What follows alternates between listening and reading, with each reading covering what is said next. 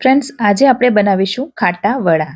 સાતમ માટે આ વડા ખાસ બને છે અને આ વડા દેસાઈ વડાના નામથી પણ ઓળખાય છે. અમારા એક ફેમિલી ફ્રેન્ડ હેમાબેન દેસાઈ એમણે મને આ રેસીપી સરસ રીતે શીખવાડી છે, તો એમનો હું ખૂબ ખૂબ આભાર માનું છું.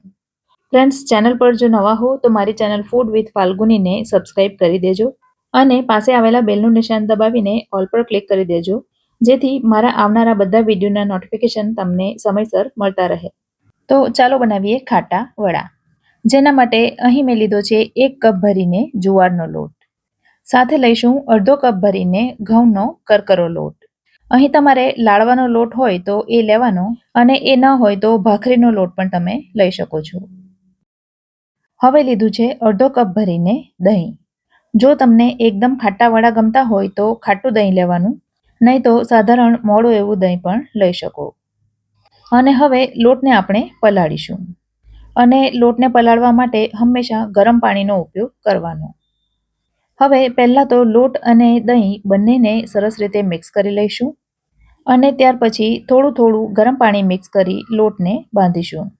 લોટમાં ગરમ પાણી ઉમેરવાથી એમાં આથો જલ્દી આવી જાય છે, માટે લોટને આથો લાવવા માટે વધારે સમય મૂકી રાખવો નહીં પડે. વળી શિયાળા ચોમાસામાં ગરમ પાણી લેવાનું, પણ ઉનાળો હોય તો ઠંડા પાણીથી લોટ બાંધો તો પણ ચાલે.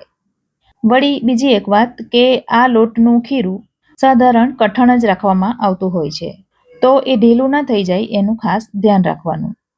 હવે આ લોટ તૈયાર થઈ ગયો છે અને તમે જોઈ શકો છો આ પ્રકારનું સાધારણ કઠણ એવો લોટ જ રાખવાનો, કારણ કે આથો આવ્યા પછી એ થોડો નરમ થઈ જાય છે.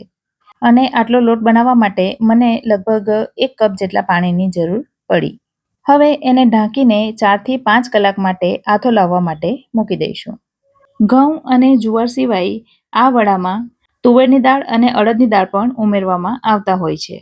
ટ્રેડિશનલી આ વડાના લોટ માટે જુવાર, ઘઉં, તુવરની દાળ અને અડદની દાળ આ બધું ચોક્કસ પ્રમાણમાં ભેગું કરી શેકી અને એનો લોટ બનાવવામાં આવતો હોય છે. પણ હું ખૂબ જ ઓછા પ્રમાણમાં બનાવી રહી છું, માટે મેં થોડી અલગ રીત અપનાવી છે, જેમાં 2 મોટી ચમચી ભરીને તુવરની દાળ અને 1 મોટી ચમચી ભરીને અડદની દાળ લીધી છે. હવે આ બંનેને પહેલાં તો સરસ રીતે ધોઈ લેવાની અને ત્યાર પછી એને પણ ગરમ પાણીમાં 4 થી 5 કલાક માટે પલળવા માટે મૂકી દેવાની.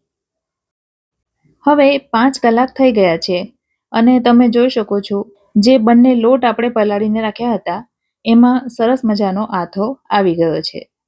તો એને અત્યારે સાઈડ પર રાખીએ. આ તરફ બંને દાળ પણ સરસ રીતે પલળી ગઈ છે, તો દાળમાંથી પાણી નિતારી લેવાનું અને બંને દાળને મિક્સરના જારમાં લઈ લેવાની અને સાધારણ કરકરું એવું વાટી લેવાનું. વાટતી વખતે પાણી ઉમેરવાની જરૂર નથી. તો આ પ્રકારનું સાધારણ કોર્સ એવું વટાઈ જાય એટલે એને પણ લોટવાળા બેટર સાથે લઈ લેવાનું અને બંનેને મિક્સ કરી લેવાનું. તમે જોઈ શકો છો કે આથો આવ્યા પછી બેટર થોડું નરમ થયું છે, માટે એમાં પાણી તો બિલકુલ ઉમેરવાની જરૂર નથી. ચાલો તો હવે એમાં મસાલા કરી લઈએ. સૌથી પહેલાં ઉમેરીશું સ્વાદ અનુસાર મીઠું. તો મેં અહીં 3/4 ટીસ્પૂન એટલે કે પોણી ચમચી જેટલું મીઠું ઉમેર્યું છે. ½ ટીસ્પૂન હળદર ઉમેરીશું અને ½ ટીસ્પૂન ઉમેરીશું તીખું લાલ મરચું. 1/4 ટીસ્પૂન એટલે કે 5 ચમચી જેટલી ઉમેરીશું હિંગ અને ½ ટીસ્પૂન ઉમેરીશું લીલા મરચાંની પેસ્ટ.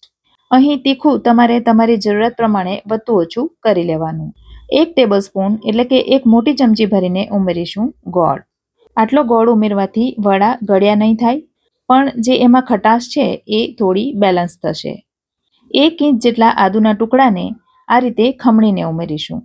આ વડામાં આદુનો બહાર પડતો સ્વાદ ખૂબ જ સરસ લાગતો હોય છે અને એમાં આદુ ખાસ ઉપરથી ઉમેરવામાં આવતું હોય છે, તો આ રીતે આદુ ખાસ ઉમેરવું.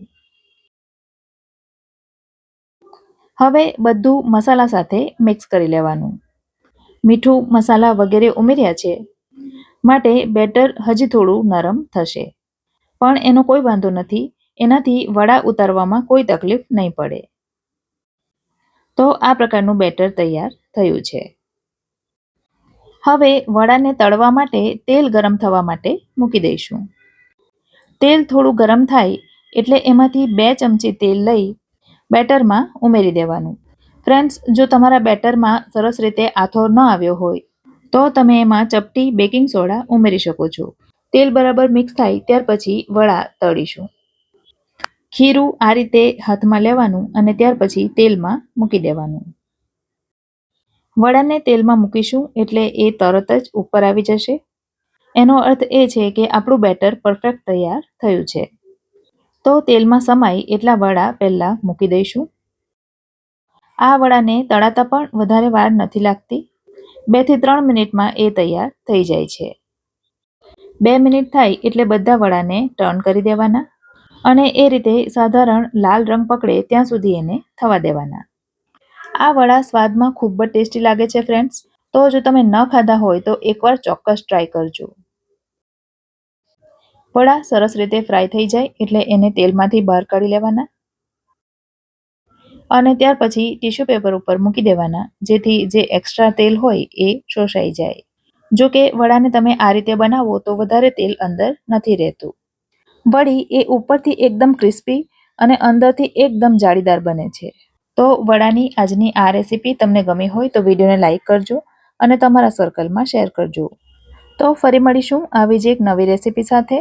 ત્યાં સુધી મને રજા આપો. આવજો.